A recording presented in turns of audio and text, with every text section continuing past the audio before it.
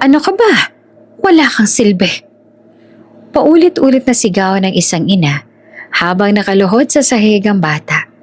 Yakap ang sarili, basang-basa ng luha. Ma, kahit konting pagmamahal lang mo. Pakiusap ng bata. Nanginginig ang boses. Umaasang minsan man lang ay yakapin siya.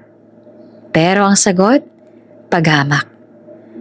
Pinapakain ng tira, pinapasuot ng sirang damit, at tinatawag pang pabigat sa buhay. Akala ng ina, nagtagumpay siyang ipagpalit niya ang sariling anak sa anak ng mayamang kaibigan. Ngunit hindi alam ng ina, ang batang winawasak niya araw-araw, siya palang tunay niyang anak. Bago ka pa lang sa channel neto, ibang kwento ni Ate Jane, istorya mo, ikwento ko. Huwag kalimutang pindutin ang notification bell at subscribe button.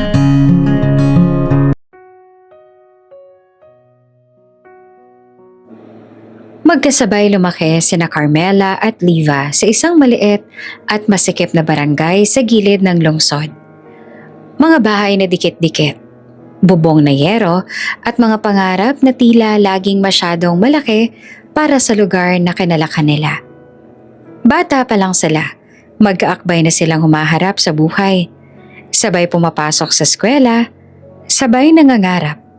Sabay umiiyak kapag kulang ang baon o may problema sa bahay. Si Carmela ang mas tahimik sa kanilang dalawa. Masinop, masipag at laging may ngiting marunong magtiis. Si Liva naman ang palaban. Maingay at puno ng tapang. Pero sa likod noon, may galit siyang unti-unting namumuo sa dibdib. Galit sa kahirapan. Galit sa mundo. Galit sa mga taong tila mas may tsansa kesa sa kanya. Noong college, doon naghiwalay ang landas ng kanilang mga tadhana. Si Carmela ay nakilala si Marco, isang negosyanteng mayaman at disente ang pamilya. Hindi agad naniwala si Liva noong una. Para sa kanya, parang biro lang ng kapalaran na ang kaibigan niyang galing sa barong-barong ay mapapangasawa ng lalaking dekotse, may negosyo at pamilyang may impluensya. Pero nang ikasal si Carmela sa isang simpleng seremonya na puno ng pagmamahal, doon niya tuluyang nakita. Totoo pala. Mula noon nagbago ang mundo ni Carmela. Lumipat siya sa isang maluwang na bahay, natutong magsuot ng disenteng damit, at hindi na kailangang magbigay ng barya bago bumili ng pagkain. Pero sa kabila ng lahat, hindi niya iniwan si Liva. Kung ano man ang meron ako ngayon, meron ka rin. Madalas niyang sabihin. At totoo iyon. Nang mabuntis si Liva at iwan ng lalaking nangako pero hindi tumupad, si Carmela ang unang umakbay sa kanya. Siya ang nagbayad ng check-up, bumili ng vitamins, nag-alok ng tirahan ng palayasin si Liva ng sarili nitong pamilya. Dito ka muna, sabi ni Carmela habang hawak ang kamay ng kaibigan. Hindi ka nag-iisa. Sa unang mga buwan, tunay na nagpapasalamat si Liva. Umiiyak siya sa balikat ni Carmela. Nagpapasalamat sa bawat tulong. Sa bawat gabing may ulam at malinis na higaan. Pero habang lumalaki ang tiyan niya, may ibang bagay ding lumalaki sa loob niya. Isang pakiramdam na ayaw niyang aminin. Inggit. Tuwing nakikita niyang hinahatid si Carmela ng asawa nito, sakay ng mamahaling sasakyan, ramdam niya ang kirot. Tuwing naririnig yung pinaplano ni Carmela ang nursery ng magiging anak nito, kulay, crib, laruan, habang siya ay nag-aalala kung paanong bubuhayin ang batang nasa sinapupunan niya, mas lalo siyang napupuno ng galit. Pareho silang buntis. Sabay halos ang buwan ng panganganak. Pero magkaiba ang mundo na lang dalawa. Isang gabi, habang magkatabi silang nakahiga, biglang napatanong si Liva. Carmel, sa tingin mo ba, patas ang buhay? Nagulat naman si Carmela, pero ngumiti pa rin. Hindi naman talaga patas, pero pwede nating ayusin kung paano tayo lalaban. Hindi na sumagot si Liva. Nakatingin lang siya sa kisame. Hawak ang tiyan niya. Sa isip niya, bakit si Carmela ang may lahat? Pareho lang naman silang nagsimula sa wala. Pareho silang naghirap. Pero bakit siya ang naiwan? Unti-unti, nagsimulang mag-iba ang tingin niya sa kaibigan. Hindi na lang ito si Carmela. Naging simbolo na ito ng lahat ng wala siya. Lahat ng pangarap na tila ipinagkait sa kanya ng mundo. At sa bawat tulong na ibinibigay ni Carmela, sa halip na pasasalamat, mas lalo siyang nakaramdam ng pagkaliit. Isang gabi, habang mag-isa si Liva sa banyo, nakatitig siya sa sarili sa salamin. Maputla ang mukha niya, malaki ang tiyan at bakas ang pagod sa mga mata. Hindi tong buhay na gusto ko. Bulong niya sa sarili. Hindi ako dapat ganito. Sa loob ng kanyang isip, unti-unting nabuo ang isang ideyang mapanganib. Isang ideyang pilit niyang tinataboy sa una, pero paulit-ulit na bumabalik. Kung may pagkakataon lang. Kung may paraan lang. Sabay silang nanganak. Sabay silang magiging ina. At sa gabing iyon, sa gitna ng katahimikan ng bahay ni Carmela, may isang desisyong tahimik na sinilang. Isang desisyong babago sa buhay ng dalawang bata at dudurog sa lahat ng akala nilang totoo. Hindi pa alam ni Carmela na ang kaibigang tinuring niyang kapatid ay nagsisimula ng mangarap na maagaw ang buhay na hindi sa kanya. Maagang umaga nang dalhin sa ospital sina Carmela at Liva. Pareho silang hinihingal, pareho ang hawak sa tiyan, at pareho ang takot na may halong pananabik sa mga mata. Ngunit kahit sabay silang manganganak, magkaiba pa rin ang mundong kinalalagyan nila. Si Carmela isinakay sa wheelchair na may maingat na pag-alalay ng mga nurse. Nasa tabi niya ang asawa, hawak ang kamay niya, paulit-ulit na nagsasabing magiging maayos ang lahat. Nakahanda na ang private room, maluwang, malamig. May sariling banyo at sofa para sa bantay. Kompleto ang gamit, kompleto ang papeles. Isang perma lang, sagot na ang lahat. Si Liva naman ay nasa kabilang koridor. Pareho ring masakit ang tiyan, pero mag-isa siya. Walang kamay na hahawak. Walang boses na magpapalakas ng loob. Kung hindi dahil kay Carmela, matagal na sana siyang nasa charity ward. Pero dahil pinakausapan ni Carmela ang ospital at siya na rin ang nagbayad, pareho silang naka-admit sa maayos na kwarto. Magkatabi pa. Okay ka lang? Tanong ni Carmela habang dumaraan ang stretcher ni Liva. Tumango naman si Liva. Pilit ngumiti. Oo, salamat ha. Pero sa loob-loob niya hindi pa sasalamat ang nangingibabaw, kundi inggit. Inggit na mas malinaw ngayon kesa dati. Sa suot ni Carmela, sa asawang nagmamadaling kausapin ng doktor, sa paraan ng pag-aalaga sa kanya ng buong staff. Lahat ng iyon ay parang paalala na hindi kailanman magiging patas ang buhay. Halos sabay silang pumasok sa delivery room. Unang iniluwal ni Carmela ang sanggol. Isang malakas na iyak ang umalingaw-ngaw sa loob ng silid. Malinis, malusog, at agad na inilapit sa kanya ng nurse. Congratulations, Mrs. Carmela. Baby girl po, sabi ng doktor. Napaiyak si Carmela.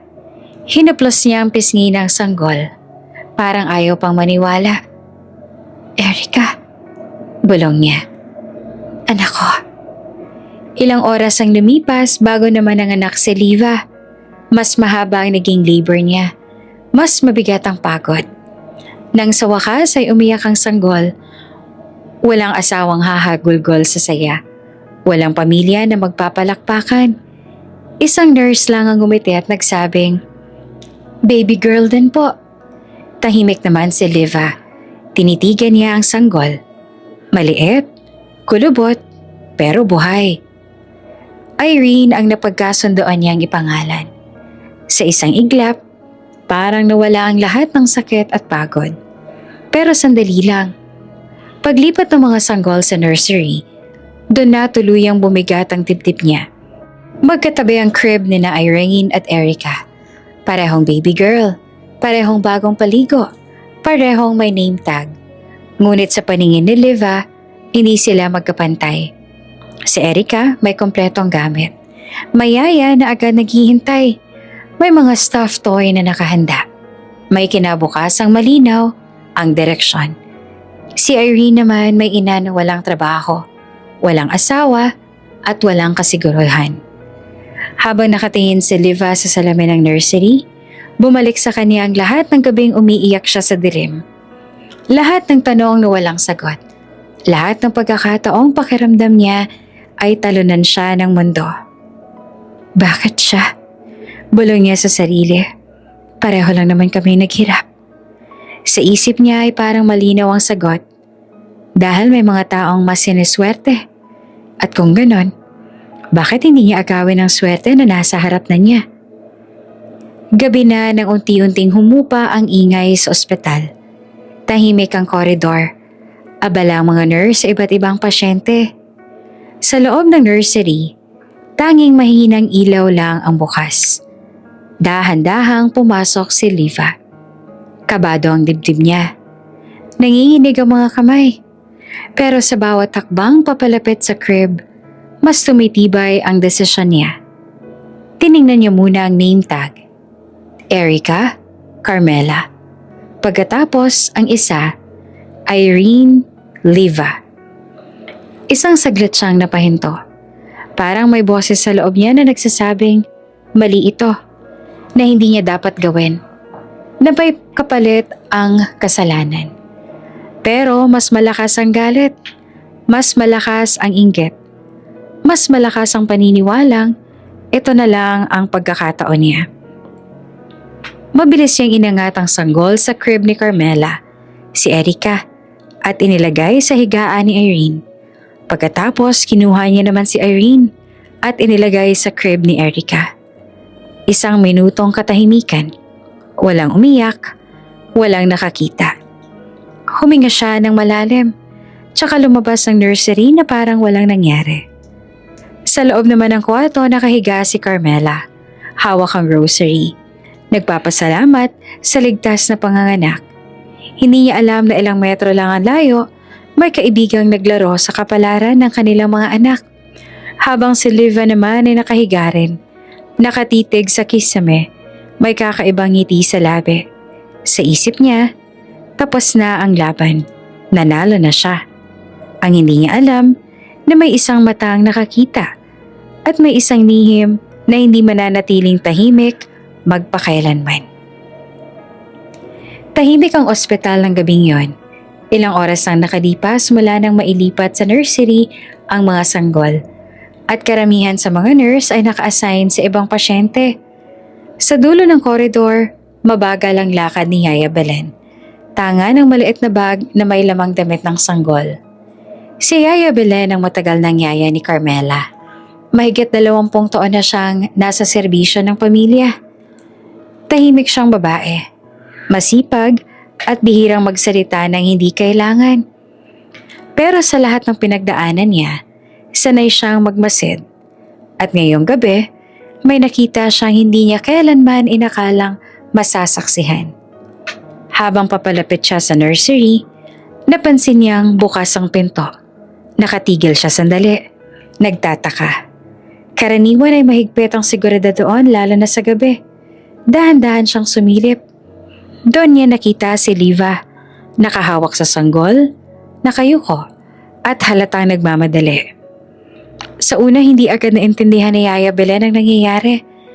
Pero nang makita niyang magpalit ng higaan ng 2 sanggol, nanlamig ang buong katawan niya. Diyos ko, bulong niya. Hindi sumigaw si Yaya Belen. Hindi siya gumalaw. Nakatayo lang siya sa anino. Pinipilit intindihin ang nasasaksihan. Kitang-kita niya ang name tag. Kilala niya ang pangalan ng anak ni Carmela. Siya ang nagplansya ng mga damit nito. Siya ang nag-ayos ng crib sa bahay. At ngayon, malinaw sa harap niya. Pinagpalit ang mga bata. Pagkalabas ni Liva sa nursery, ilang segundo munang hindi makagalaw si Yaya Belen. Nanginginig ang mga tuhod niya. Ramdam niya ang bigat ng responsibilidad na biglang bumagsak sa kanya. Hindi to pwede. Mahina niyang sabi sa sarili. Pumasok siya sa nursery, tahimik, malamig, at tanging mahinang iyak lang ng sanggol ang maririnig. Lumapit siya sa mga crib. Tinitigan ng mga bata. Parehong inosente. Parehong walang kamalay-malay sa kaguluhang ginawa ng mga matatanda sa paligid nila. Maingat niyang binuhat ang sanggol na nasa crib ni Irene, si Erica. Kahit bagong panganak pa lang, may kakaibang pakiramdam si Yaya Belen na para bang kilala niya ang batang ito. Dahan-dahan niya itong ibinalik sa tamang higaan. Pagkatapos, kinuha niya si Irene at inilagay sa crib na para sa kanya. Isang malalim na buntong hiningang pinakawala ni Yaya Belen. Parang binuhusan ng malamig na tubig ang dibdib niya. Takot, kaba, at awa ang nagsabay-sabay. Salamat po, Lord. Bulong niya. Hindi pa huli ang lahat. Ngunit alam niyang hindi pa tapos ang laban. Kailangang malaman ni Carmela ang nangyari. Kailangan may makaalam ng katotohanan. Kinabukasan, maagang nagising si Yaya Belen. Hindi niya halos nakatulog. Paulit-ulit sa isip niya ang eksena sa nursery. Ang malamig na tingin ni Liva. Ang mabilis na kilos, ang tahimik na ospital. Habang nagtitimpla siya ng kape sa pantry ng ospital, ramdam niya ang bigat sa dibdib. Parang may nakadagan sa puso niya. Lumabas siya ng kwarto. Si Carmela para kausapin sana ito. Nakita niyang gising na ang amo niya. Hawak ang cellphone. May kiting hindi na matagal sa labi habang tinitingnan ang litrato ng sanggol. Yaya, ang ganda ng anak ko, no? Masayang sabi ni Carmela. Ngumiti naman si Yaya Belen, pero pilit. May gustong-gusto siyang sabihin, pero parang may humaharang sa lalamunan niya. Binuksan niya ang bibig niya, pero walang lumabas na salita. Yaya, okay ka lang ba? Tanong naman ni Carmela. Napansin ang pamumutla nito. Ay, oo ma'am, sagot niya. Medyo napagod lang po. Lumabas si Yaya Belen sa kwarto. Balak bumalik mamaya. Kailangan lang daw niyang mag-ipon ng lakas ng loob. Pero habang naglalakad siya sa hallway, bigla siyang napahinto. Sumikip ang dibdib niya. Parang may humigpit sa puso niya. Parang may dumadagundong sa tenga niya. Humawak siya sa dingding. Pilit humihinga. Pawis na pawis ang noo niya kahit malamig ang paligid. Diyos ko! Mahina niyang ungol. May isang nurse naman na nakapansin sa kanya. Ma'am? Ma'am, okay lang po ba kayo? Hindi naman nakasagot si Yaya Belen. Bumigay ang tuhod niya at dahan-dahang bumagsak sa sahig. Nagkagulo ang ospital. May tumawag niyang doktor, may kumuha ng stretcher. Dinala siya agad sa emergency room. Habang nilalapatan ng lunas, pabalik-balik sa isip ni Yaya Belen ang mukha ni Carmela. Ang mga sanggol sa nursery at ang katotohanang hindi pa niya nasasabi. Dok, may sasabihin ako. Mahina niyang bulong habang unti-unting nawawala ang lakas niya. Pero huli na, inatake siya sa puso. Nakoma si Yaya Belen. Sa labas ng ICU nag-aalala si Carmela. Hindi niya maintindihan kung bakit biglang bumagsak ang yaya niya. Hawak niya ang kamay ni Marco. Puno ng tanong ang mga mata. Dok, ano pong nangyari? Tanong niya. Critical po ang kondisyon niya. Sagot ng doktor, but we'll do our best. Sa loob ng silid, tahimik si Yaya Belen.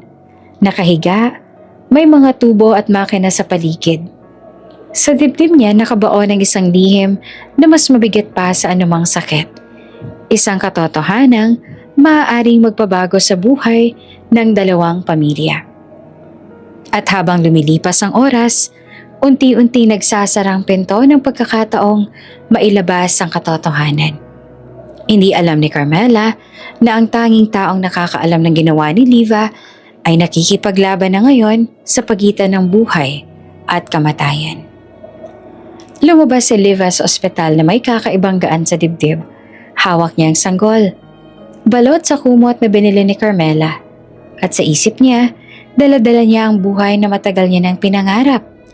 Hindi niya alam, hindi niya naisip na may naganap na tahimik na pagwawasto sa nursery. Para sa kanya, tapos na ang lahat. Nanalo na siya. Sa papel, malinaw ang pangalan. Irene Liva. Sa puso niya, mas malinaw ang paniniwala. Ang batang ito ang anak ni Carmela.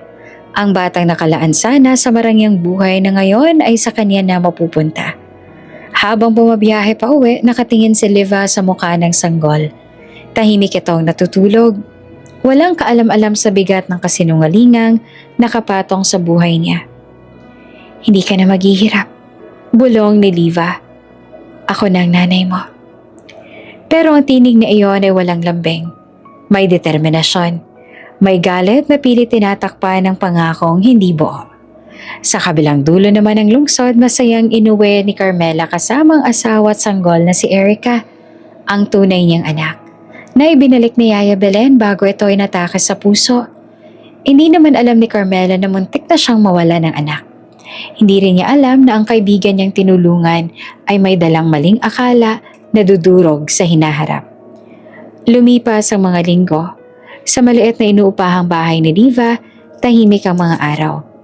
Walang bisita, walang tulong maliban sa paminsan-minsang padala ni Carmela. Gatas, diaper, damit. Tinanggap naman iyon ni Liva nang walang pasasalamat. Parang karapatan niya. Ang dami mong padala. Minsang sabi niya sa telepono. Para sa bata yan. Sagot naman ni Carmela. Alam mo namang mahal ko siya. Napangiti naman si Liva. Isang ngiting may lihim. Kung alam mo lang, naisip niya. Habang lumalaki ang sanggol, unti-unting lumabas ang pagkakaiba ng trato ni Liva. May mga araw na tinititigan niya ang bata ng matagal, na para bang may hinahanap siyang hindi niya makita. Kapag umiiyak, mabilis siyang maiirita. Tahimik ka nga, irap niya. Ang arte mo.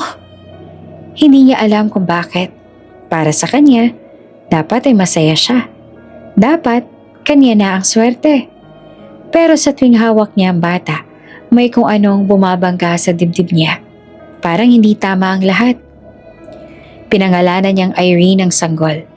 Iyon ang pangalang pinili niya noon pa man. Sa bawat tawag niya, pinapaalala niya sa sarili na ito ang anak ni Carmela, ang simbolo ng lahat ng kinaiinggitan niya.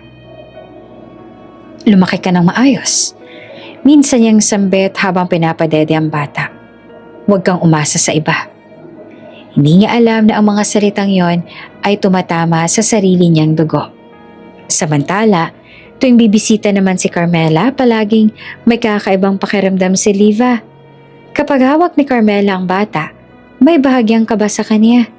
Takot na baka may mapansin, baka may maramdaman. Pero wala. Walang hinala si Carmela. Buo ang tiwala niya sa kaibigan. Ang galing mong mag-alaga. Papuri pa ni Carmela minsan. Napangiti si Liva, pero sa loob-loob niya, kung alam mo lang kung kanino talaga galing ang dugong to. Sa mga sumunod na buwan, lalong naging malinaw ang maling akala ni Liva. Sa tuwing may sakit ang bata, naiirita siya. Kapag may gastos, nagre-reklamo siya. Pabigat. Minsan niyang nasabi habang nagpapalit ng diaper. Natigilan siya sandali. Parang may kumurot sa puso niya, pero mabilis siyang tinabunan ng pakiramdam. Hindi kita ginusto. Bulong niya. Napilitan lang ako. Sa paningin ni Liva, tama lang ang ginagawa niya. Sa isip niya, tinuturuan lang niya ng hirap ang anak na kaibigang kinaiinggitan niya. Isang uri ng paghihigante na tahimik, pero matagal ang epekto. Hindi niya alam na sa bawat sigaw, sa bawat pangmamaliit, sa bawat pagkakait, sarili niyang anak ang unti-unting winawasak niya. Dumating ang balita tungkol kay Yaya Belen. Nakakoma pa rin. Hindi pa nagigising. Walang ideya si Liva na ang yaya ang tanging nakakita sa ginawa niya. Para sa kanya, ligtas na ang lihim. Wala nang makakapagpatunay. Siguro hindi na siya magigising. Sabi niya minsan, walang emosyon. Sa gabing iyon, habang tahimik ang bahay, umiyak ang bata ng matagal. Umupo si Liva sa gilid ng kama. Pagod na pagod. Tumigil ka. Galit niyang sabi, wala akong lakas para sa'yo. Humagulgol ang bata, parang may hinihingi. Hindi gatas, hindi lampin, kundi yakap. Isang yakap na hindi kailanman dumating. At sa katahimikan ng gabing yon, isang maling akala ang lalong tumibay sa puso ni Liva. Isang kasinungalingang magiging dahilan ng mahabang kalbaryo ng isang batang ang tanging kasalanan ay isinilang sa maling kamay. Mabilis na lumipas ang mga buwan at unti-unti nang nagkaroon ng sariling ritmo ang buhay ni na Carmela at Liva bilang mga ina. Madalas na bumisita si Carmela sa inuupahang bahay ni Liva. Minsan may dalang pagkain, minsan naman gatas, minsan damit ng bata. Para sa kanya, normal lang yon. Magkaibigan sila, parang magkapatid. Hindi niya kailanman naisip na may mali. Isang hapon, dumating si Carmela kasama ang asawa niyang si Marco. May dalang mga grocery at bagong bote ng gatas. Mainit ang panahon at halatang pagod ang mag-asawa galing trabaho. Kamusta kayo? Masiglang bati ni Carmela pagpasok. Okay lang, sagot naman ni Liva, pilit nang umiti. Medyo makulit lang ang bata. Sa loob ng sala biglang umiyak ang sanggol na hawak ni Carmela. Si Erica.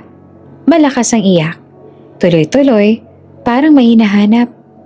Pinilit siyang padedehin ni Carmela, pero ayaw kumalma. Bakit ayaw tumigil? Nag-aalala niyang tanong. Nasa kusina naman si Liva noon, naguhugas ng baso. Nang marinig ang iyak, bigla siyang kinabahan. Parang may kung anong bumigat sa dibdib niya. Kilala niya ang iyak na yon.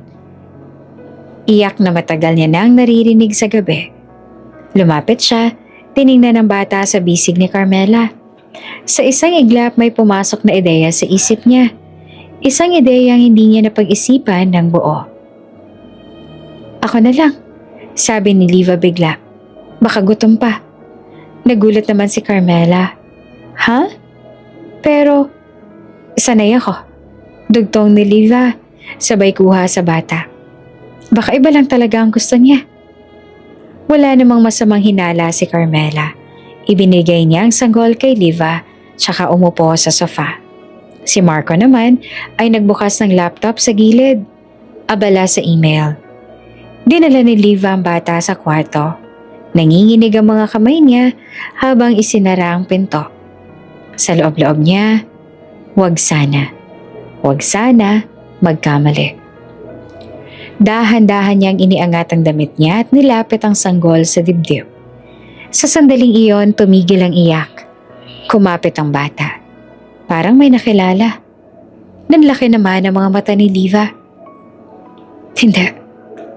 Hindi pwede. Bulong niya sa sarili. Pero totoo ang nangyayari. Dumedede ang sanggol. Tahimik, kampante. Parang nasa tamang lugar. Sa labas ng kwarto, napansin ni Carmela ang katahimikan. Uy, tumigil na, sabi niya kay Marco. Ang galing ni Liva. Tumayo si Marco at lumapit sa pinto. Tingnan ko lang ha, sabi niya. Nanlamig si Liva nang marinig ang yapak sa labas. Mabilis niyang ibinaba ang sanggol at ibinalik sa bote. Kunwaring pinapadede. Kumatok naman si Marco. Okay ka lang ba dyan? Oo, sagot naman ni Liva. Pilit kalmado ang boses. Nakainom na. Binuksan niya ang pinto. Agad niyang iniabot ang sanggol kay Carmela na hindi man lang nagduda. Tahimik na ulit ang bata. Ngumiti si Carmela. Salamat ha, mukhang gutom nga. Hindi naman makatingin si Liva. Pawis na pawis ang noon niya kahit may electric fan sa kwarto. Bumabalik sa isip niya ang ilang segundong yon. Kung paanong tumigil ang iyak. Kung paanong kumapit ang bata. Bakit ganon? Tanong niya sa sarili. Bakit parang familiar? Umalis ang mag-asawa makalipas ang ilang sandali. Pagkasara ng pinto, napaupo si Liva sa sahig. Nanginginig ang buong katawan niya. Muntik na. Bulong niya. Muntik na. Sa gabing iyon, hindi siya nakatulog. Paulit-ulit niyang inaalala ang nangyari. Alam niyang hindi normal yon. Alam niyang may mali. Pero sa halip na hanapin ang katotohanan, mas pinili niyang itaboy ang pagdududa. Kinabukasan, bumisita ulit si Carmela. Mag-isa naman. May dala siyang pagkain at mga bagong lampin. Sa loob ng bahay, magkatabi ang dalawang sanggol sa kama. Si Irene, ang tunay na anak ni Liva, ay tahimik lang. Habang si Erica naman ay mahimbing na natutulog. Napansin ni Carmela ang pamumutla ni Liva. "Okay ka lang ba?" tanong niya. "Okay lang," sagot ni Liva. "Pagod lang." Hindi niya na binanggit ang nangyari. Ayaw niya nang balikan. Ayaw niyang isipin. Sa kanya, sapat na ang isang bagay. Hindi siya nahuli. Ngunit sa kaibuturan ng puso niya, may isang takot na unti-unting umuusbong. Takot na baka balang araw, ang katotohanang pilit niyang tinatabunan ay kusang lalabas. At sa gitna ng katahimikan ng bahay, may isang sanggol na muling umiyak. Isang yakap na puno ng gutom, lamig, at pangangailangang hindi niya alam kung kanino niya dapat hilingin. Halos sabay nagkasakit ang dalawang sanggol. Isang umaga, tinawagan ni Liva si Carmela. Halatang balisa ang boses.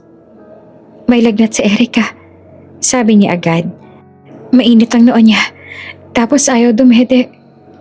Napabalikwas si Carmela sa kama. "Ha? Nasa'yo siya kahapon na. Dinala mo ba sa doktor?" "Oo, pero parang hindi pa rin okay," sagot ni Liva. "Kinakabahan ako." Ilang oras lang ang lumipas, si Irene naman ang dalagnat. Pero kakaiba ang naging reaksyon ni Liva. Sa halip na mag-alala, iritable siya. "Arte mo," sabi niya sa bata habang pinupunasan ng noo. "Pareho lang naman kayo." Nang dumating si Carmela sa bahay ni Liva, agad siyang napansin ang kakaiba. Nasa bisig ni Liva si Erica, balot sa kumot. Maya't maya'y hinahaplos ang ulo. Si Irene naman nakahiga lang sa kama. Pawis na pawis, umiiyak ng mahina. "Bakit hindi mo buhatin si Irene?" tanong ni Carmela. "Okay lang yan," sagot ni Liva. "Mas matibay naman yan." Napakunot noon naman si Carmela. "Pero baby pa rin yan, Liva." Hindi na sumagot si Liva. Mas mahigpit pa niyang niyakap si Erica. Doon unang sumagi sa isip ni Carmela ang isang tanong na hindi niya masagot. Bakit parang mas mahalaga pa kay Liva ang anak ko kesa sa sarili niyang anak? Hindi niya ito sinabi. Pinili niyang manahimik. Lumipas ang mga linggo, dumating ang Halloween. Nagkaroon ng maliit na salo-salo sa subdivision ni na Carmela. May pa-costume contest para sa mga bata.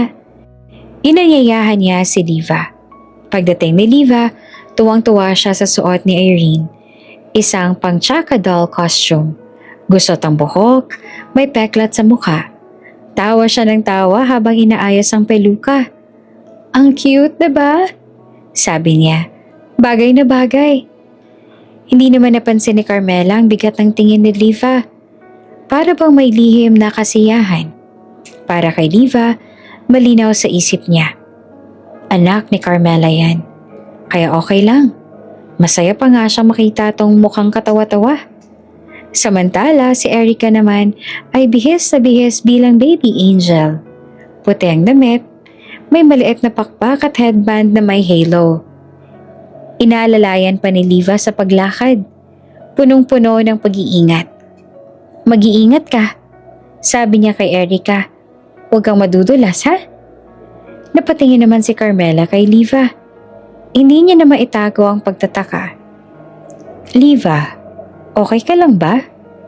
Parang sobra ka yatang nag-aalala." Ngumiti naman si Liva. "Normal lang yan, baby pa eh." Ngunit hindi normal ang sumunod. Ilang araw matapos ang Halloween, lumala ang kondisyon ni Irene. Nagkaroon siya ng pantal sa balat. Makate, mapula, at kumakalat. Halatang hirap na hirap ang bata. Pero walang pakialam si Liva. "Hayaan mo yan," sabi niya. "Buti nga para hindi makinis paglaki." Parang may sumabog sa dibdib ni Carmela nang marinig yon. Liva, hindi normal yan. Kailangan siyang ipatingin. Ang ate mo, sagot ni Liva. Anak ko to. Pero hindi na nakatiis si Carmela. Kinuha niya ang bata at dinala sa doktor. Nang makita ng pediatrician ang kondisyon ni Irene, agad nitong iminongkahe ang mas malalim na pagsusuri. Kailangan po ng blood test, sabi ng doktor, para malaman kung may allergy ba or infection. Nang malaman nito ni Liva, nagalit siya ng todo. Bakit mo ba pinapakialaman ng anak ko? Sigaw niya kay Carmela. Hindi mo na karapatan yan. Nagulat naman si Carmela. Ginagawa ko lang to para sa bata. Nahihirapan na siya. Pero sa loob-loob ni Liva, hindi galit ang nangingibabaw, kundi takot. Matinding takot. Isang tanong ang paulit-ulit na nasa isip niya. Paano kung hindi kami mag-match ng dugo? Kinabukasan, lumabas ang resulta ng blood test. Inabot ng nurse ang envelope kay Liva. Hindi niya ito binuksan. Sa halip, pag-uwi niya, isinara niya ang pinto. Kinuha ang lighter at dahan-dahang pinunit ang papel. Isa-isa niyang sinunog ang mga pahina. Pinanonood habang nagiging abo. Walang silbi yan. Bulong niya. Hindi ako naniniwala sa mga ganyan. Nang tanungin siya ni Carmela kinabukasan, mabilis ang palusot niya. Hindi na kailangan, gagaling din naman niya ng kusa. Tinitigan siya ni Carmela. May kung anong bumigat sa dibdib niya. Isang kutob na ayaw niyang paniwalaan. Samantala, si Irene naman ay patuloy na nagtitiis. Sa bawat hapdi ng balat, sa bawat gabing hindi siya makatulog, may isang inang piniling pumikit sa katotohanan. At isang inang hindi niya alam ay siya palang tunay na dapat yumakap sa kanya. Takot si Liva na baka mabasa sa result at malaman na hindi sila match ni Irene. Kaya hindi niya binasa ang laman ng envelope na match pala sila. Di sana, nalaman niya na noon na anak niya pala si Irene. Habang lumilipas ang mga taon, unti-unti nagbabago ang anyo ng mundo ni Irene. Hindi dahil gumaganda ang buhay, kundi dahil mas malinaw na sa kanya kung gaano itong kasakit. Lumaki siya sa bahay na laging may sigaw. Hindi sigaw ng tawanan, hindi sigaw ng saya, kundi sigaw ng galit. Araw-araw, pagising pa lang niya, ramdam niya na ang bigat sa dibdib. Hindi pa man siya bumabangon sa banig. Alam niya na kung anong klase ang araw na sasalubong sa kanya base sa tono ng boses ng kanyang ina. Irene, bumangon ka na! Ang tamad-tamad mo. Bilis! Wala ka namang silbi.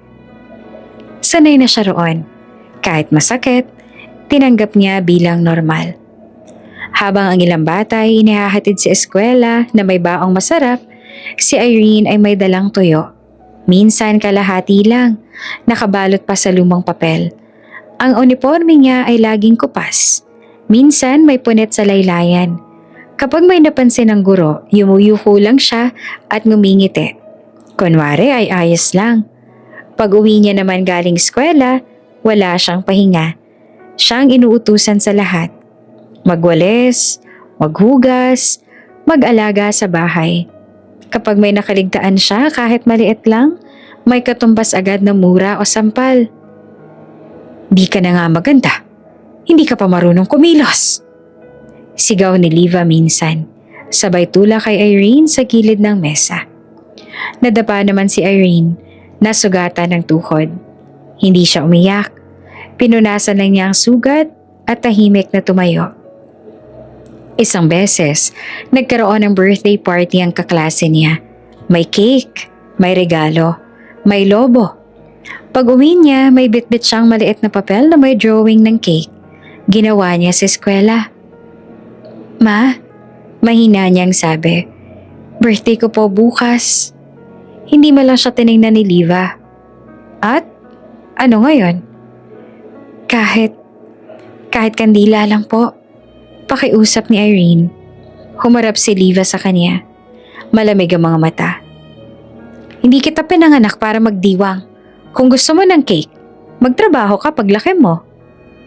Kinabukasan, pumasok si Irene sa eskwela. na parang walang nangyari. Walang cake, walang handa, walang bumati sa bahay. Sa classroom lang siya ngumingiti, pilit tinatago ang lungkot. Sa gabi kapag patay na ang ilaw, doon lang siya umiiyak. Tahimik, nakayakap sa sarili. Minsan ay kinakausap niya ang sarili niya sa bulong. Baka bukas, mahalin niya na ako. Pero hindi dumating ang bukas na yon. Habang lumalaki si Irene, lalong tumitindi ang galit ni Liva. Para bang bawat pagkakamali ng bata, totoo man o hindi, ay may kasamang parusa. Kapag mabagal si Irene, tatadya ka ng timba. Kapag nagkamali sa sagot, sasabihing bobo. Kapag napagod, sasabihing maarte. Isang hapon, nakita ni Irene si Liva na masayang kausap si Erica sa labas. Tawa ng tawa, inaayos ang buhok, pinupuri ang ganda. Tahimik lang siyang nanonood sa gilid ng pinto. Ang ganda-ganda mo talaga, maririnig niyang sabi ng ina. Hindi niya napigilan ng tanong. Ma, ganyan din po ba ako ng baby? Biglang nag-iba ang mukha ni Liva. Huwag kang magkumpara, di kayo pareho. Bumalik si Irene sa kwarto. Dala ang tanong na hindi naman nasagot. Sa kabila ng lahat, hindi naging masama si Irene. Hindi siya naging mapanghimagsik. Hindi rin siya nagtanim ng galit. Sa halip naging tahimik siya. Masipag sa eskwela, masunurin sa bahay, at laging umaasang may araw na yayakapin siya ng ina niya nang walang dahilan. Tuwing gabi bago matulog, iisa lang ang panalangin niya. Huwag na po ako masigawan bukas. Kahit yakap lang po sana okay na. Pero sa bawat araw na lumilipas, lalong nagiging malinaw. Ang kalbaryong ito ay mahaba pa. At ang batang si Irene, na araw-araw winawasak ng sariling ina, ay hindi alam na ang dugong dumadaloy sa kanya ay siya ring dugong kinamumuhian ng babaeng umaasa siyang mahalin siya balang araw. Kung impyerno ang buhay ni Irene sa loob ng bahay, kabaligtaran naman ang mundo ng tinatawag ni Liva na kanyang paboritong anak. Si Erica ang sentro ng atensyon. Siya ang laging may bagong damit, bagong sapatos at bagong laruan. Kahit kapos ang pera, gumagawa ng paraan si Liva. Kapag may padala si Carmela, kadalasan ay kay Erica na pupunta ang pinakamagaganda. Kapag may dalawang tsokolate, kay Erica ang buo, kay Irene ang kalahati.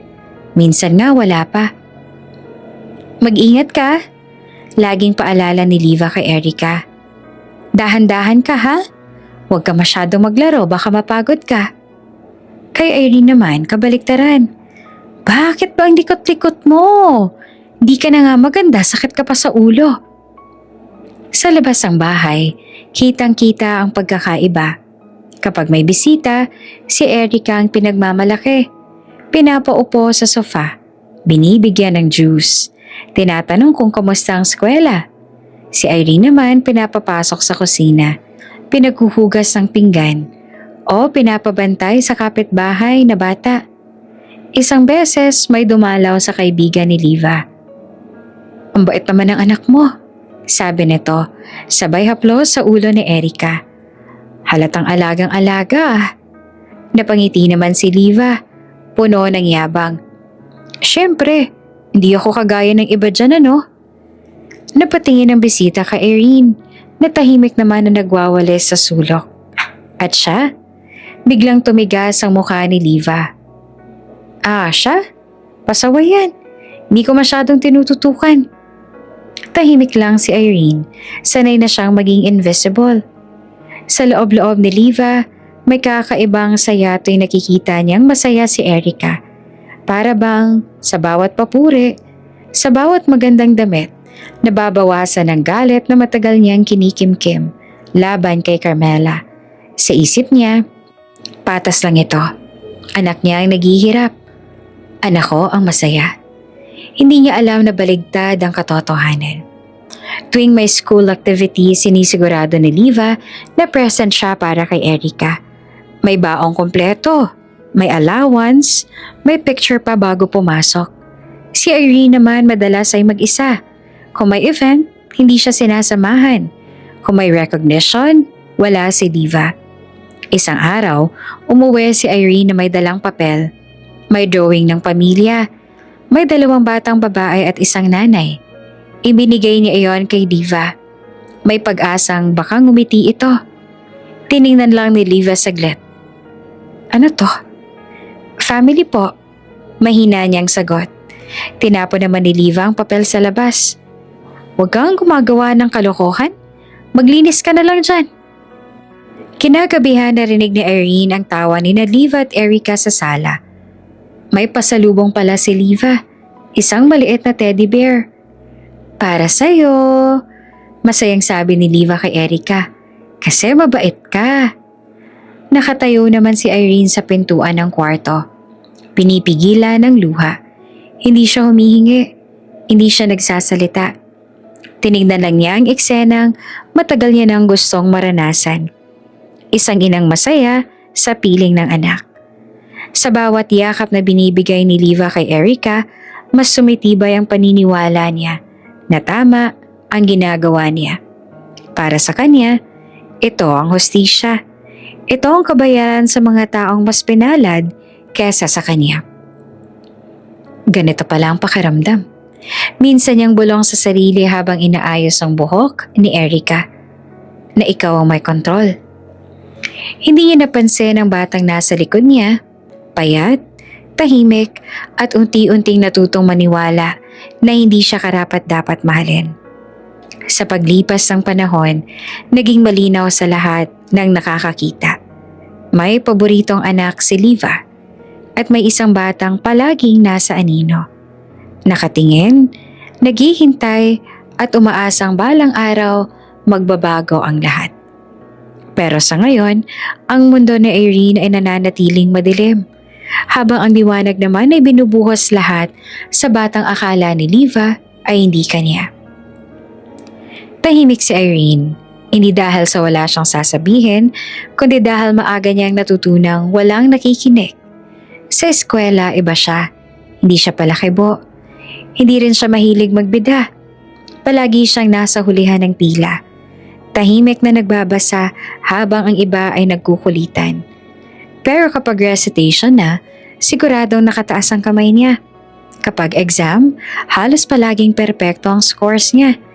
Hindi dahil gusto niyang maging bida, kundi dahil iyon lang ang alam niyang paraan para lang mapansin. Ang talino mo, sabi ng guru niya minsan matapos ibalik ang test paper. Consistent honor student ka na naman. Ngumiti lamang si Irene. Sa loob-loob niya, sana marinig ni Mama. Pero tuwing uuwi siya, bitbit ang medalya o certificate, iisa lang ang eksena. Mama, mahina niyang tawag. Hawak ang papel. May awarding po kanina. Hindi mala siya tinitingnan ni Diva. Oh, ano na naman yan? Honor po ulit ako. Isang buntong hininga lang ang sagot. At ano? Akala mo ba yayaman ka dyan? Parang may kumurot sa dibdib ni Irene. Pero hindi siya umiyak. Sanay na siya. Ilalapag niya lang ang medalya sa mesa. Doon sa patong-patong na hindi kailanman napansin. Sa mismong araw ng awarding, lagi siyang nag-iisa. Nakaupo sa harap. Pinapalakpakan ng mga magulang ng kaklase. Habang ang upuang nakalaan para sa magulang niya naman ay bakante. Palagi. Mama mo? Tanong ng teacher minsan. Ngumiti naman si Irene. May trabaho po. Hindi niya masabi ang totoo na kahit wala namang ginagawa ang kanyang ina, pinipili pa rin itong hindi pumunta. Sa kabilang banda, todo suporta naman si Diva kay Erica. Kapag may simpleng activity lang sa eskwela, andun siya. May baon, may picture, may kwento sa kapitbahay. Kapag si Erica may achievement, ipinagmamalaki niya kaagad. Pero kay Irene, parang walang saysay. Mag-aral ka na lang. Madalas sabihin ni Diva, wala ka namang mararating kahit anong gawin mo. Ang mga salitang yon ay parang martilyong paulit-ulit na tumatama sa isip ni Irene. Pero sa halip na bumigay, unti-unti niyang ginawang sandala ng pag-aaral. Doon siya humihinga. Doon siya nagiging buo. Kapag gabi na at tulog na ang lahat, binubuksan niya ang lumang notebook. Doon niya sinusulat ang mga pangarap na hindi niya masabi kahit kanino. Gusto kong maging doktor. Gusto kong tulungan ng mga batang kagaya ko. Gusto kong maramdaman na may halaga ako. Isang araw nagkaroon ng quiz bee sa paaralan. Pinili si Irene bilang representative. Nang sabihin niya kay Liva, wala itong reaksyon. Bahala ka. Sagot lang. Huwag kang a-absent sa gawaing bahay ha. Nanalo si Irene. Unang pwesto. May medalya. May tropeyo. May pagkakataong umakyat sa entablado habang pinapalakpakan ng buong paaralan. Hinanap ng mga mata niya ang isang pamilyar na mukha sa audience. Pero wala. Pag-uwi niya, inilapag niya ang tropeyo sa mesa. Tahimik. Nanalo ako. Mahina niyang sabi. Sinulipan lang ni Liva ang tropeyo. Maglinis ka na nga dyan ng kalat-kalat.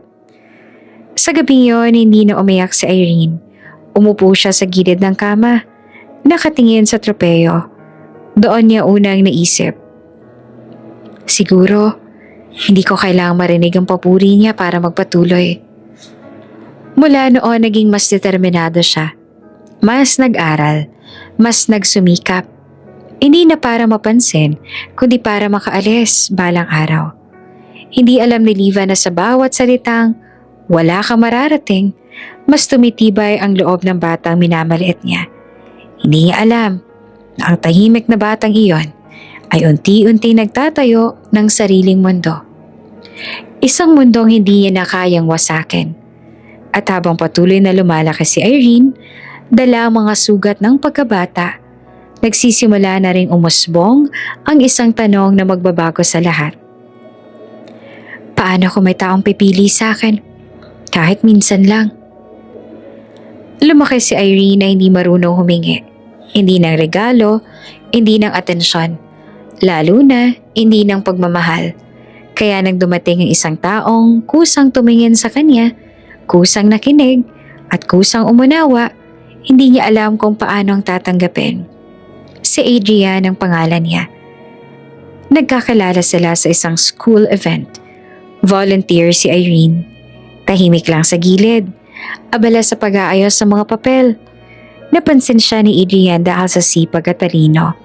Hindi siya pala salita, pero kapag nagsalita, may laman. Hindi siya pala biro, pero may lalim ang mga mata. Unti-unting naging magkaibigan, hanggang sa naging mas madalas ang usap. Mas mahaba ang mga lakad, mas malinaw ang nararamdaman. Hindi nagmadali si Irene. Takot siyang masaktan, takot siyang umasa. Pero sa bawat araw na pinipili siyang kausapin ni Adrian, sa bawat tanong nitong, kumain ka na ba? Unti-unting nabuo ang isang bagay na hindi niya inakalang mararanasan niya. Pag-ibig. Hindi marangya, hindi palaban. Tahimik lang, katulad niya. Nang malaman ni Livang tungkol dito, agad siyang nagbago ng anyo. Parang may sumabog na matagal ng kinikimkim na galit. Boyfriend! Sigaw niya. Ikaw? Sino ka para magka-boyfriend ng ganyang klaseng lalaki? Nanlaki ang mga mata ni Irene. Mama, mahal po namin ang isa't isa. Tumayo si Liva. Mapanlait, mapait. Huwag mo ako lokohin. Alam ko mga katulad mo. Ambisyosa. Gold digger. Parang sinampal si Irene. Hindi po totoo yan. Tumahimik ka. Sigaw ni Liva. Alam mo bang si Adrian ay para kay Erica? Napatigil si Irene. Ano po? Simula pa lang, sila nang pinagtatapat. Dugtong pa ni Liva. Hindi ikaw. Huwag kang mga agaw. Hindi alam ni Irene kung saan huhugot ng lakas. Hindi niya alam kung kailan pa naging kasalanan ng magmahal. Pero mas masakit ang sumunod. Hindi lamang sinigawan ni Liva si Irene. Siniraan niya ito. Tinawagan niya si Adrian. Kinausap ang mga magulang na to. Ikinuwento ang mga kasinungalingan na matagal niya nang inipon. Mahilig yan sa pera. Ginagamit ka lang niya. Hindi mo ba alam ang pinanggalingan yan? Sa una pinagtanggol ni Adrian si Irene, pero sa paulit-ulit na kwento, sa mga pabulong na duda, unti-unting pumasok ang pag-aalinlangan, lalo na nang mismo ng si Erica na wala namang kaalam-alam sa buong katotohanan ay pinakilala bilang mas bagay, mas disente, mas tamang piliin. Isang gabi hinarap ni Adrian si Irene. Totoo bang mga sinabi ng mama mo? Tanong niya, halatang nahihirapan. Nanginginig naman ang boses ni Irene. Hindi, mahal kita. Yan lang ang totoo. Tumahimik naman si Adrian. Sa katahimikang yon, alam ni Irene ang sagot. Kinabukasan, iniwan niya ang relasyon. Walang drama, walang sigawan. Isang simpleng mensahe lang. Salamat sa pagpili sa akin, kahit sandali. Sa loob ng kwarto, tahimik siyang umiyak. Hindi dahil iniwan siya, kundi dahil muli na naman siyang hindi pinili. Sa labas, masaya si Diva. Para sa kanya, naibalik ang dapat sa tama.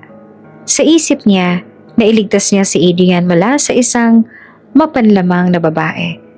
Hindi niya alam na ang sinira niya ay ang huling pag-asang minahal ng tunay ang batang matagal niya nang sinaktan. At si Irene, tinanggap niya ang sakit gaya ng lahat ng nauna. Tahimik, walang sumbat, walang laban. At sa gabing iyon, iisa lang ang taong sa isip niya habang nakatingin sa kisame. Bakit habang buhay ako hindi pinili? Hindi kailanman inisip ni Irene na darating ang araw na tatawag ang ospital. Hindi dahil sa sarili niyang sakit, kundi dahil sa babaeng buong buhay ay pinilit niyang mahalin. Nagsimula ito sa simpleng pagkahilo ni Diva. Araw-araw siyang iritable, mabilis mapagod, at laging masakit ang tiyan. Akala niya ay dahil lang sa edad, sa stress o sa kakulangan sa pahinga. Ayaw niyang magpatingin. Ayaw niyang may makialam. Hanggang sa isang gabi, bigla na lang siyang bumagsak sa sahig. Isinugod siya sa ospital na walang malay. Tumawag si Carmela kay Irene. Matagal na silang hindi nagkakausap ng maayos. Pero sa oras na yon, wala ng pride, wala ng lumang sugat. Isang bagay lang ang mahalaga. Critical si Diva, sabi ni Carmela sa telepono.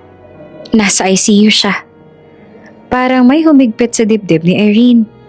Ilang segundo siyang hindi nakapagsalita. Okay lang po ba siya? Iyan lang ang lumabas sa bibig niya. Pagdating niya sa ospital, sinalubong siya ng amoy ng antiseptic at tunog ng mga makina. Nakahiga si Liva sa kama, puno ng tubo at swero. Walang malay. Sa unang pagkakataon, nakita ni Irene ang ina niya na mukhang maliit, mahina at hindi galit. Advanced liver failure. Paliwanag ng doktor. Kailangan niya ng liver transplant sa lalong madaling panahon. Nanlambig si Irene. May donor na po ba? Nagkatinginan ng mga doktor. Nagpatest na po kami sa mga posibleng kamag-anak. Sa ngayon, kayo lang po ang compatible. Parang umikot ang mundo ni Irene. Ako? Mahina niyang tanong. Oo, sagot ng doktor. Partial liver donation. Safe naman po. Pero malaking operasyon pa rin. Tahimik si Irene. Hindi niya alam kung anong mararamdaman. Hindi siya natakot para sa sarili niya. Ang una niyang naisip ay ang babaeng nakahiga sa kama. Ang babaeng nagsabing wala siyang mararating. Ang babaeng hindi kailanman yumakap sa kanya. Hindi po siya conscious, dagdag ng doktor. Kaya kailangan namin magdesisyon kaagad. Lumapit si Carmela kay Irene, halatang nanginginig ang kamay. Hindi kita pipilitin, sabi niya. Desisyon mo to. Tumingin si Irene kay Liva. Naaalala niya ang lahat. Ang sigaw, ang gutom, ang tuyo sa baon, ang sirang damit, ang mga gabing umiiyak siya ng tahimik, Naaalala niya rin ang mga tanong na walang sagot. Bakit hindi mo ako minahal? Pero sa kabila ng lahat, iisa lang ang malinaw sa puso niya. Gagawin ko po, sabi niya. Nagulat naman si Carmela. Irene, sigurado ka ba? Tumango siya. Oo, anak niya pa rin po ako. Walang nakakaalam kung saan niya kinuha ang lakas na yon.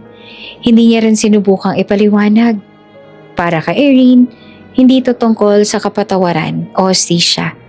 Ito ay tungkol sa pagiging tao, sa pagpili ng kabutihan, kahit hindi siya kailanman pinili. Inihanda siya para sa operasyon, nilagdaan ng mga papeles. Ipinaliwanag ang mga panganib. Pero sa buong proseso, tahimik lang siya. Walang luha, walang reklamo. Bago siya ipasok sa operating room, sandali niyang tiningnan si Liva sa ICU. Hindi pa rin ito nagigising. Ma? Bulong niya kahit alam niyang hindi ito maririnig. Kahit minsan, piliin mo rin sana ako. Lumipas ang mahabang oras sa operating room. Sa labas, nag-aantay si Carmela. Halos hindi mapakali. Hindi niya maintindihan kung paanong ang batang inapit at winasak ng isang ina ay siya ring kusang nagbibigay ng bahagi ng sarili para iligtas ang buhay nito. Matagumpay ang naging operasyon. Inilipat si Irene sa recovery room. Maputla, mahina, pero buhay. Si Liva naman ay nanatiling unconscious, pero stable na ang kondisyon. Ilang araw ang lumipas bago tuluyang nagising si Liva. Pagmulat niya ng mata, unang bumungad ang puting kisame.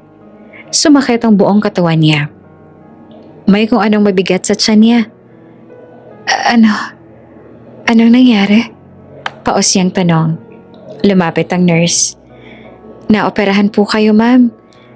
Nagkaroon po ng liver transplant. Donor is... Pilit niyang inaalala. Sinong donor? Tahimik sandali ang nurse bago sumagot. Si Irene po. Parang may bumagsak na mabigat sa dibdib ni Liva. Hindi. Mahina niyang sambit. Hindi pwede. Pero totoo. Buhay siya dahil sa batang buong buhay niyang winasak. At sa sandaling iyon, kahit hindi pa niya alam ang buong katotohanan, nagsimula ng gumuho ang mundong binuo niya sa kasinungalingan. Hindi agad nakabangon si Liva matapos magising mula sa operasyon. Hindi dahil sa sakit ng katawan, kundi dahil sa bigat ng isip. Araw-araw nakahiga siya sa kama ng ospital. Nakatitig sa kisame. Pinapakinggan ng tunog ng makina na siyang nagpapaalala na buhay pa siya. Buhay dahil kay Irene. Isang hapon, pumasok ang doktor dalang mga papeles. Maingat ang tono. Parang alam nitong may sasabing hindi madaling tanggapin. Mrs. Liva, sabi ng doktor, kailangan naming ipaliwanag ilang resulta ng blood works ninyo. Tahimik si Liva, tumango lang siya. Bukod sa transplant matching, patuloy ng doktor, may lumabas na finding sa comparative blood typing. Kayo at si Irene ay full match, genetically. Kayo po ay totoong mag-ina. Parang tumigil ang mundo. Hindi. Paos niyang sabi. May mali. Anak ko si Irene, oo, pero naputo lang salita niya. Sa utak niya, may mga eksenang biglang nagbanggaan. Ang nursery, ang crib, ang mga name tag. Ang gabing tahimik ang ospital. Mrs. Liva, sabi ng doktor, malinaw po ang resulta. Naiwan si Liva na mag-isa. Nanginginig ang kamay niya. Sa unang pagkakataon, matapos ang maraming taon, bumalik sa kanya ang gabing iyon. Ang palihim na pagpalit. At kasunod noon, ang isang tanong na parang kutsilyong bumaon sa dibdib niya. Kung anak ko si Irene, nasaan ang anak ni Carmela? Dahan-dahang nabuo ang sagot. May nagbalik. May nakakita. May nagwasto ng kasalanan niya. At siya ang nagkamali sa lahat. Humagulgol si Liva. Hindi tahimik, hindi pigil. Parang lahat ng luha na ipinagkait niya kay Irene ay bumalik sa kanya ng sabay-sabay. Sa bawat tikbe, may pangalan. Tuyo sa baon, sirang damit. Mga sigaw, mga sampal, mga gabing walang yakap. Kinagabihan, hiniling niyang dalhin sa kanya ang mga gamit ni Irene na naiwan sa bahay. Mga lumang notebook at isang maliit na diary na nakatago sa ilalim ng damit. Hindi niya alam kung bakit, pero may puwersang humihila sa kanya para buksan iyon. Sa unang pahina, simple lamang ang sulat. Dear Diary, gusto ko lang maging mabuti para mahalin ako ni Mama. Nanginig ang mga daliri ni Liva habang nagbabasa. May mga pahina tungkol sa eskwela. Kung paano nag-iisa si Irene sa awarding. Kung paano nakatingin siya sa bakanting upuan. May pahina tungkol sa birthday. Kung paano humiling siya ng kandila at tinanggihan. May pahina tungkol sa pagod. Kung paanong masakit ang likod niya sa kakautos. Pero mas masakit ang mga salitang wala kang silbi. Isang pahina ang nagpahinto sa kanya. Minahal ko si Mama, kahit galit siya sa akin. Kahit minsan, gusto ko sana na yakapin niya ako. Kahit minsan lang. Hindi na kinaya ni Liva. Bumagsak ang diary sa sahig.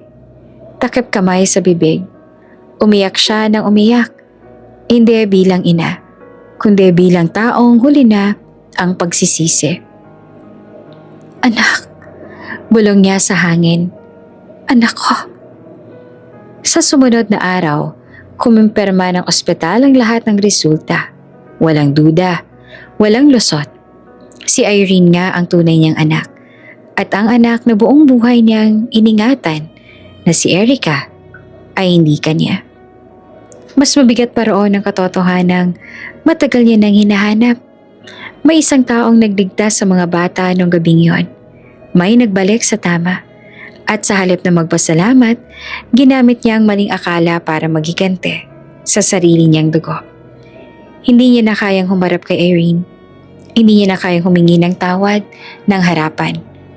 Pakiramdam niya, kulang ang anumang salita.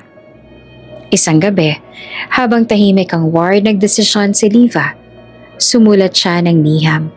Mahaba, nanginginig ang sulat. Basang-basa ng luha ang papel.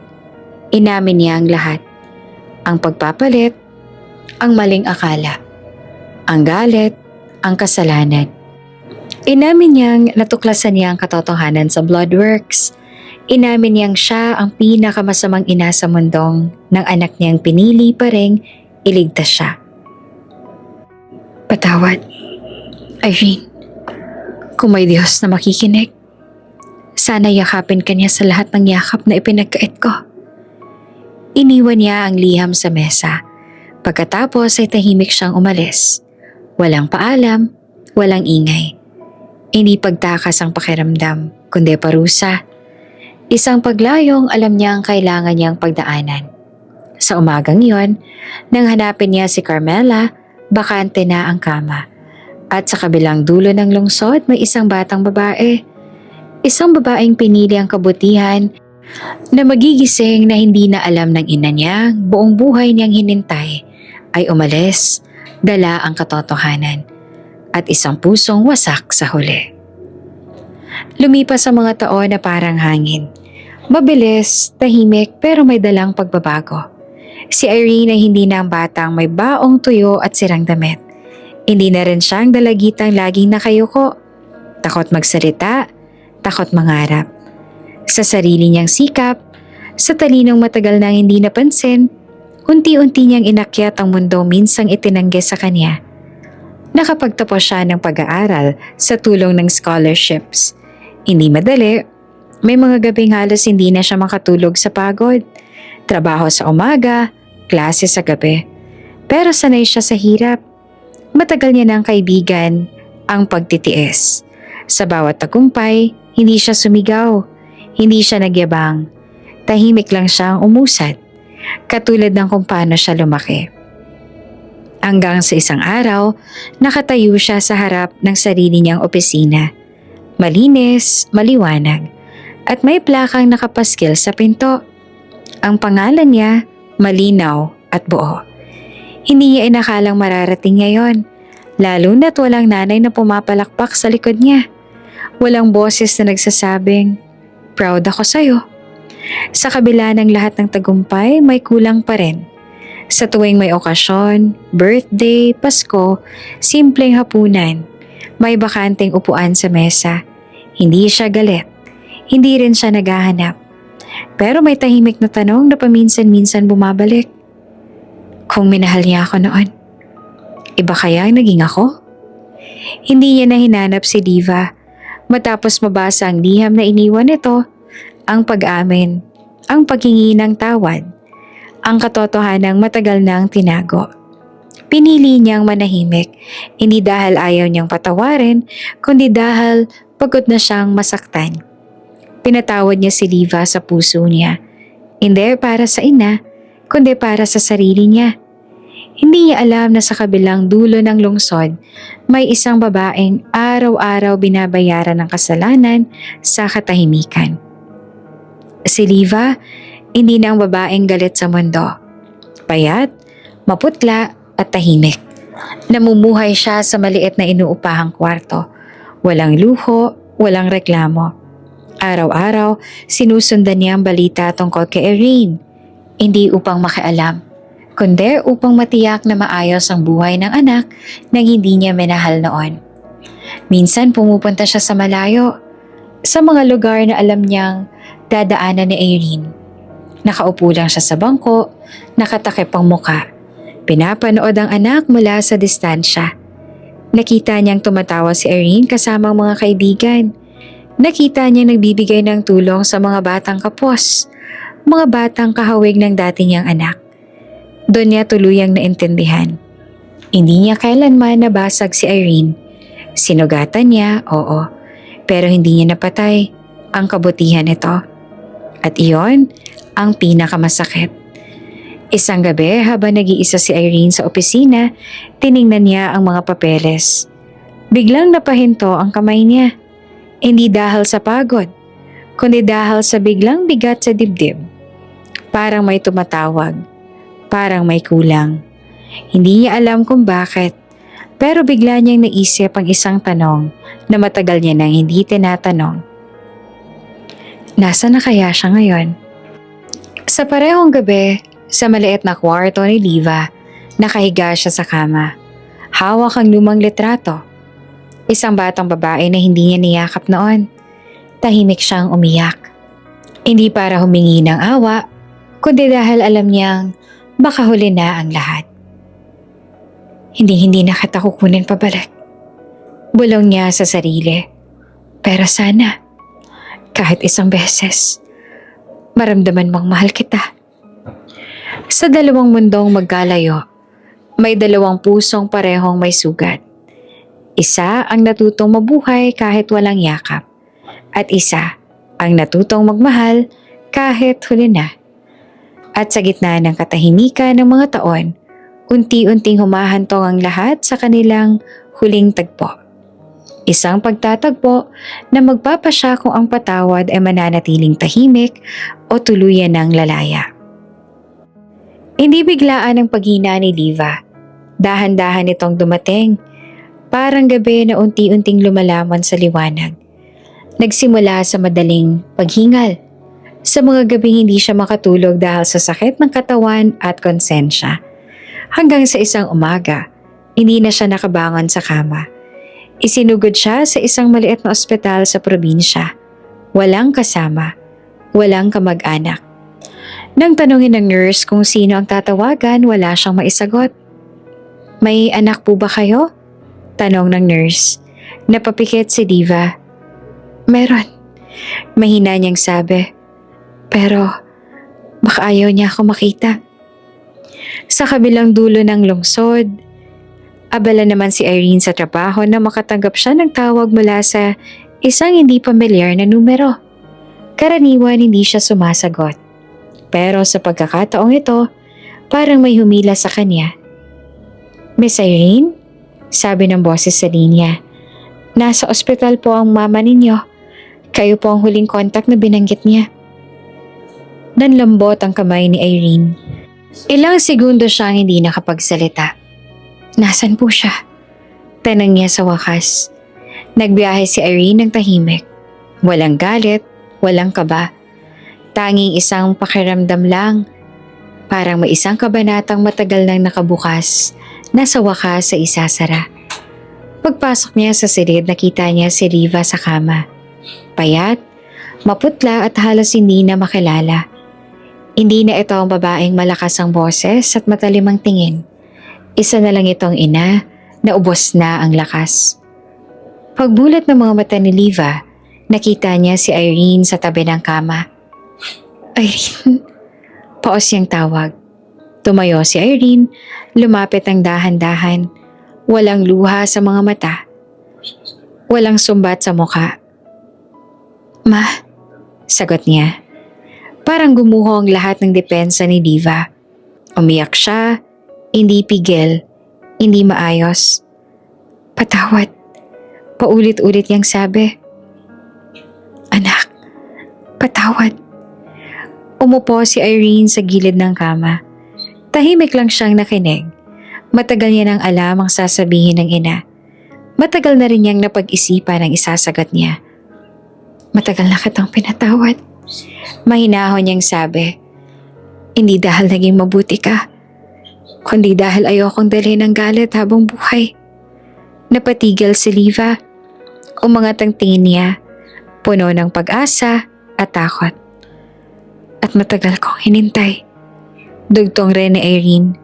Nanginginig ang boses pero matatag. Ayang mahalin mo rin ako. Kahit ngayon lang. Tinakpan ni Liva ang bibig niya. Umiiyak. Pilit niyang iniangat ang mga braso. Mahina, nanginginig. At sa unang pagkakataon, niyakap niya ang anak niya. Mahigpit? Totoo. Walang kondisyon. Isang yakap na huli na, pero hindi nawala ang saysay. Sa loob ng silid, tahimik ang mundo. Walang sigaw, walang luha ng galit. Tanging dalawang pusong sugatan na sa wakas ay nagtagpo sa gitna. Salamat, bulong ni Liva. Salamat sa buhay ko at sa puso mo. Ngumiti si Irene, hindi masaya, hindi rin malungkot. Kundi, payapa. Magpahinga ka na, ma. Lumipas ang ilang araw, tahimik na pumanaw si Liva. May ngiti sa labi. Hawak ang kamay ng anak na minsan niyang tinaboy. Wala siyang iniwang kayamanan. Walang ari-arian. Tanging isang hiling lang sa liham na iniwan niya. Alagaan mo ang sarili mo. Huwag mo nang hanapin ang kulang sa akin. Buo ka na. Sa burol, iilan lang ang dumalo. Nandoon si Carmela. Tahimik, may luha sa mata. Lumapit siya kay Irene at mahigpit na niyakap ito. Proud ako sa'yo, sabi ni Carmela. Sa kung sino ka. Tumango naman si Irene. Salamat po. Sa paglabas ng simbahan, tumingala si Irene sa langit. Walang bigat sa dibdib. Walang tanong na naiwan. Sa wakas, tapos na ang paghihintay. Hindi lahat ng sugat ay nawawala. Pero may mga sugat na hindi na masakit kapag tinanggap. At sa kwentong ito ng maling akala, inggit at kalbaryo, isang bagay ang nanaig sa huli. Ang patawad. Bago ka pa lang sa channel neto, ibang kwento ni Ate Jane, istorya mo, ikwento ko. Huwag kalimutang pindutin ang notification bell at subscribe button.